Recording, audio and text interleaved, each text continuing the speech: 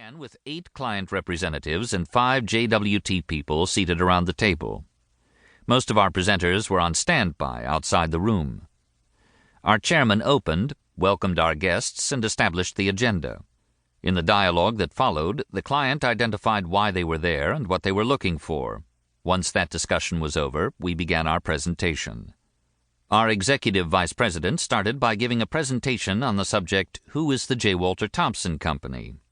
Next, individual case histories were presented on 5 accounts: Standard Brands, Kodak, Ford, Listerine, and Miles Laboratories.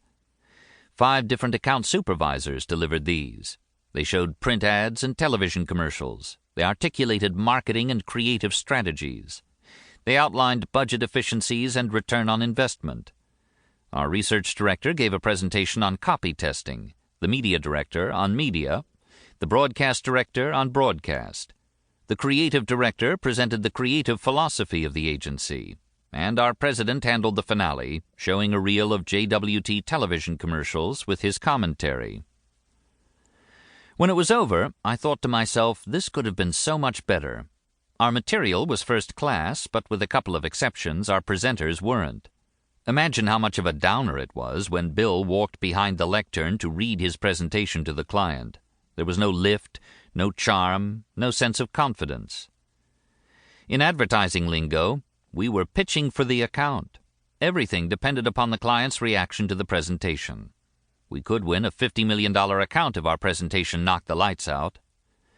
But alas, the lights were still on when we finished. We didn't get the business. I came to realize that in the advertising business, decisions are made in response to an oral presentation rather than a written proposal.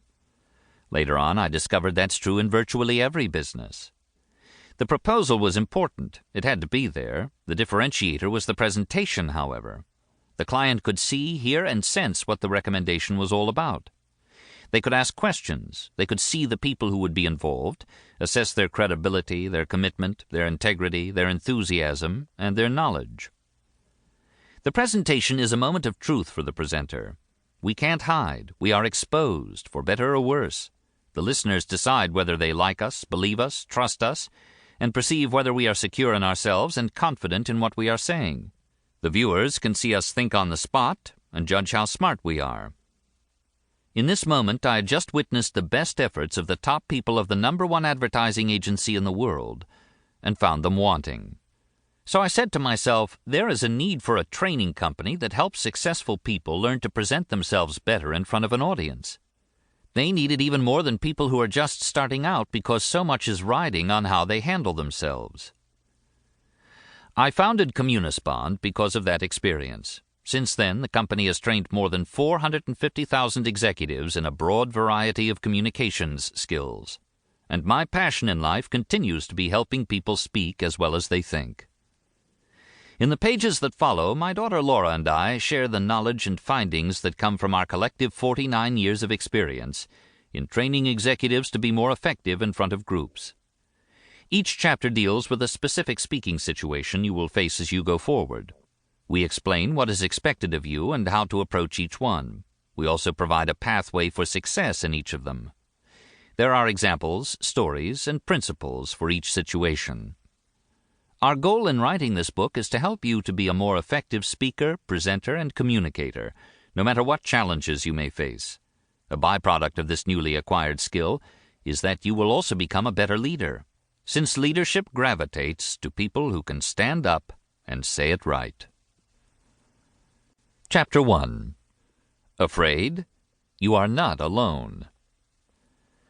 When I was 25 years old, my father, Arthur Daley, won a Pulitzer Prize. He was a sports columnist for the New York Times, the first ever to be so honored. I had just finished 4 years as a Navy jet pilot, flying off aircraft carriers and having the time of my life.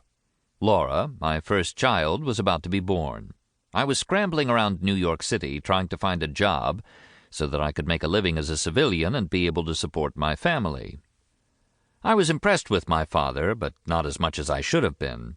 I didn't appreciate how great an honor the Pulitzer was. To me, it was just another award, and he received lots of them. But as the days went by, people were constantly talking to me about it. How rare the accomplishment was.